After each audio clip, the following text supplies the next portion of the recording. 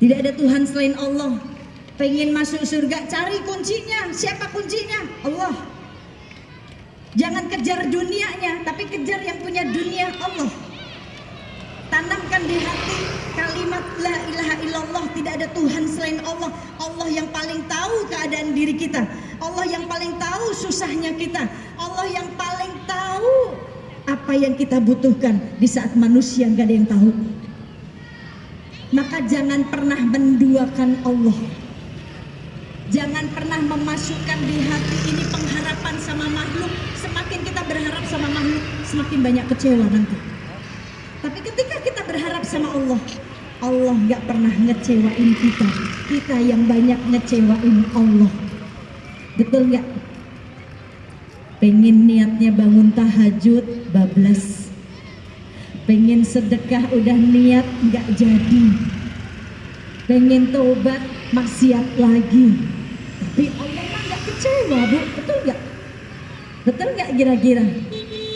Karena segala ibadah yang kita lakukan, tubuh habliminallahnya itu untuk kita, bukan untuk Allah. Ibadah-ibadah yang kita lakukan ketika kita sholat, sholat kita bukan untuk Allah tapi untuk kita. Kita mau sholat, kita mau gak sholat, Allah butuh gak kira-kira? Ngaruh gak buat Allah ketika kita gak sholat? Gak ngaruh, tapi kita ngaruh buat kita. Karena yang pertama ditanya oleh Allah tentang sholat kita. Nabi Musa bertanya lagi sama Allah, ya Allah, aku sudah beribadah, sholat, zikir, puasa, sedekah. Di antara amal-amalku ini, mana amal yang paling engkau cintai? Apakah sholatku, apakah zikirku, apakah sedekahku, atau puasaku? Kira-kira yang mana, Bu? Enggak juga. Maka Allah menjawab, yang engkau lakukan semua ibadah itu untukmu, bukan untukku, kata Allah. Sholatmu, ketika engkau sholat, sholatmu untukmu, bukan untukku, supaya engkau terhindar dari perbuatan keji dan mungkar. Zikir yang kau lakukan pun untukmu, bukan untukku, supaya jiwamu tenang. Bu, kita mau mengingat Allah, kita mau gak ingat Allah, Allah tetap ingat kita. Kita mau puji Allah, kita mau gak puji Allah, Allah tetap maha hebat, gak butuh pujiannya kita. Allah tetap maha hebat. Jadi yang kita lakukan untuk kita, bukan untuk Allah. Puasamu pun untukmu, bukan untukku, supaya terjaga hawa nafsumu. Sedekahmu pun untukmu, bukan untukku. Lalu Nabi Musa bertanya lagi, kalau begitu amalan-amalan yang aku lakukan bukan amalan yang paling kau senangi, maka amalan mana ya Allah yang membuatmu senang? Kira-kira jawabnya Allah apa, Bu? Ada yang bisa jawab nggak? Saya kasih hadiah nih MS Glow nih, biar kinclong.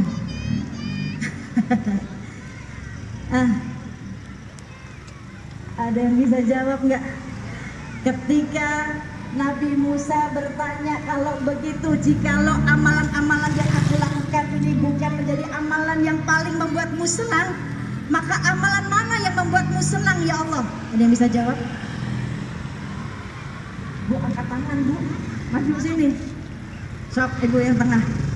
Coba sini, maju dulu. Maju, Bu. Lumayan lah istirahat dulu, tuh kaki udah pada kesemutan semuanya. Kayaknya tegang banget gitu dari tadi. Sok, mangga sini.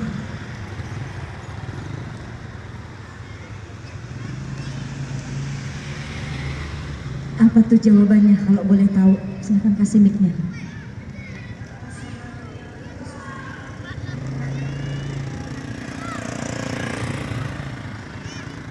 Betul.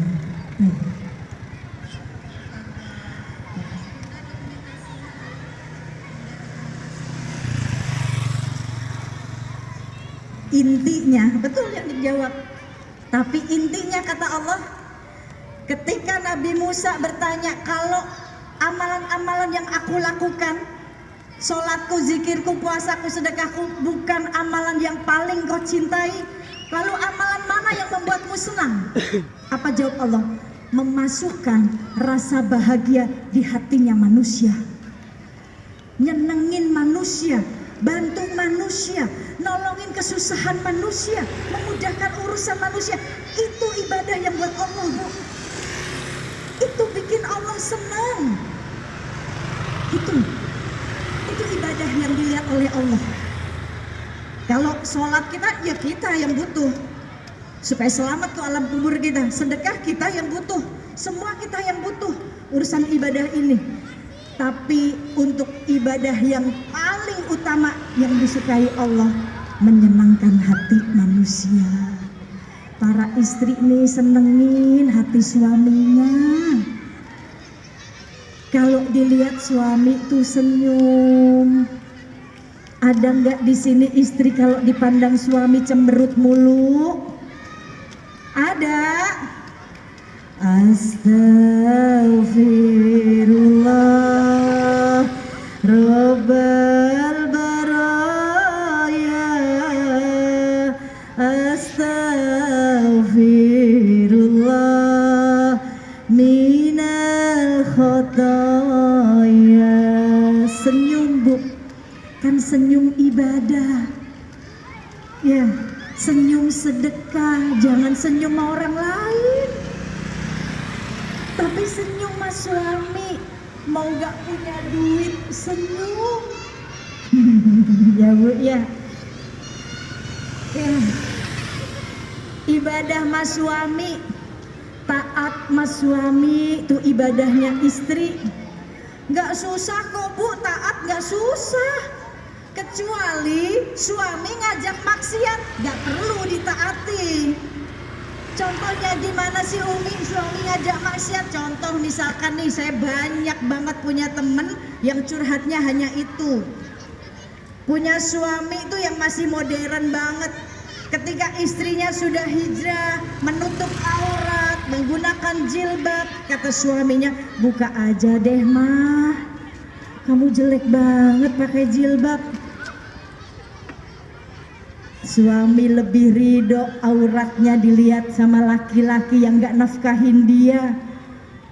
Maka gak perlu ditaati, Bu. Karena kata Rasul tidak ada ketaatan dalam kemaksiatan. Tapi bicarain baik-baik, jangan dilawan. Ya, santun, Pak, ayang embeb. Manggilnya apa manggilnya? Embeb. Bebek. Bebek apa bebek? Abang, ayang, papa. Oh, Rasul itu memanggil istrinya ya Humairah, Bu. Wahai pipi yang kemerah-merahan, Pak, panggil istrinya begitu. Jangan mentang-mentang istrinya gemoy dipanggil moy, sini moy. Jangan, Pak. Panggil ya Humairah. Tapi kan Umi istri saya pipinya gak merah, pusing. Suruh pakai MS Glow, Pak. Promosi mulu nih Umi. Ya, panggil dengan panggilan yang sayang. Istri taat, gak repot kok, Bu, suruh taat. Kenapa sih sering ribut? Karena kadang masalah kecil jadi besar. Contoh misalkan nih, Bu, nih. Ya, ada saya punya temen nih, urusannya cuma anduk doang jadi pengen cerai, Bu. Urusannya cuma anduk.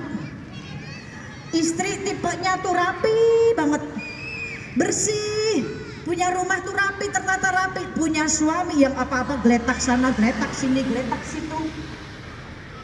Suami keluar dari kamar mandi, anduknya tiba-tiba ada di meja makan. Istri ribut aja, Bu. Ya, berantem mulu gara-gara anduk. Besok lagi nemuin anduknya di ruang tamu, kadang di kasur sampai basah. Berantem mulu sampai suaminya capek. Ketika tahajud suaminya doanya, Bu, tahu nggak doanya apa, Bu? Ya Allah, nanti di surga jangan sama dia lagi deh. Capek diomelin mulu, ya Allah. Jangan ya, Bu, ya. berlemah lembutlah engkau dengan suamimu. Jadikan anduk itu pahala. Ya, kalau baik sangka nih, ya Allah kapan lagi sih dikasih pahala? Nemu anduk di meja makan, alhamdulillah dikasih pahala. Ambil, gantung, selesai. Nemu lagi di meja makan di ruang tamu, alhamdulillah suami saya baik banget ya, ngasih pahala terus. Ambil, gantung, selesai. Giliran nemu duit di kantong celana, sumringah, nggak bilang-bilang tuh duit. Ya Bu ya, giliran anduk berantem aja. Jangan sampai nanti kalau suami udah meninggal ibu kangen sama anduknya. Kangen sama anduknya, bukan sama suaminya, karena nggak dapat pahala lagi. Maka yuk senengi hati supaya Allah senang. Bahkan Rasul katakan, jikalau aku boleh memerintahkan manusia untuk sujud di hadapan manusia, aku perintahkan para istri sujud di hadapan suaminya.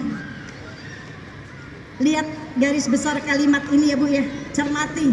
Jikalau aku diperbolehkan untuk memerintahkan manusia sujud, berarti kan itu ada kalimat jikalau aku diperbolehkan, berarti kan sujud di hadapan manusia nggak boleh. Tapi ketika Rasul mengatakan jikalau diperbolehkan nih sama Allah, aku perintahkan manusia perempuan para istri sujud di hadapan suaminya. Karena ciri-ciri istri yang dirindukan surga salah satunya al-aud. Apa Bu? Al-aud, yang senantiasa kembali kepada suaminya. Maksudnya gimana Umi yang senantiasa kembali kepada suami? Ketika istri bikin kesel suami, wajah suami sudah mulai gak ngenakin nih, udah tahu suaminya udah mulai marah, maka istri buru-buru mendatangi suaminya dan mengatakan, maafkan aku, ridhoi, aku belum bisa tenang sebelum engkau ridho kepadaku. Nih istri yang dirindukan surga. Bukan ketika suaminya udah mulai cemburu, bodo amat, emang kamu aja yang bisa cemberut, emang kamu aja yang bisa marah. Nggak gitu ya Bu ya. Sayyidah Fatimah tuh Bu, ketika melukai hati Sayyidina Ali suaminya, ketika berucap lalu ucapan itu melukai hati suaminya Sayyidina Ali, ketika berubah wajahnya Sayyidah Fatimah putri Rasulullah langsung menari-nari di hadapan Sayyidina Ali sambil berputar-putar dan mengatakan, wahai suamiku maafkan aku, sambil nari-nari itu Bu. Jadi kalau ibu mulai wajah suaminya udah cemberut, nari-nari aja depannya, ya nari-nari joget-joget gitu Bu, sambil bilang, ya suamiku maafin aku, abang maafin aku gitu. Ketika itu Sayyidina Ali langsung hilang amarahnya. Itu istri yang dirindukan surga tuh gitu. Ibu-ibu yang dirahmati oleh Allah, yang saya cintai, menyenangkan hati manusia.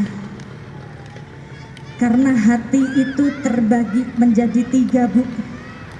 Hati manusia terbagi menjadi tiga. Dan hati pusat nazarnya Allah, hati pusat pandangannya Allah. Hati terbagi tiga. Kolbun sahihun yang pertama hati manusia. Kolbun sahihun hati yang bersih.